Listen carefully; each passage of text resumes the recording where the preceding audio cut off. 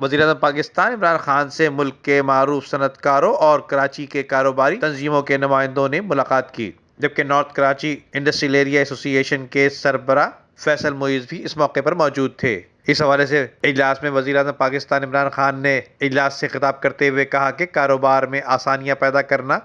غیر ضروری ریگولیشن کا خاتمہ اور ٹیکس کے نظام میں بہتری اور صنعتی عمل سے وابستہ کاروباری برادری کے لیے ہر ممکنہ سہولت فراہم کرنا ہماری اولین ترجیحات میں شامل ہیں۔ اس موقع پر گورنر سندھ عمران اسماعیل، وفاقی وزیر اسد عمر، مشیر تجارت عبدالرزاق داؤد، مشیر خزانہ ڈاکٹر عبدالحفیظ شیخ اور ڈاکٹر اشرت حسین بھی موجود تھے، جبکہ کاروباری حضرات میں شامل میاں انجم نثار، شارق وہرا، سلیم الزماں، فیصل معیز، محمد علی، عبدالحادی، نوی شکور،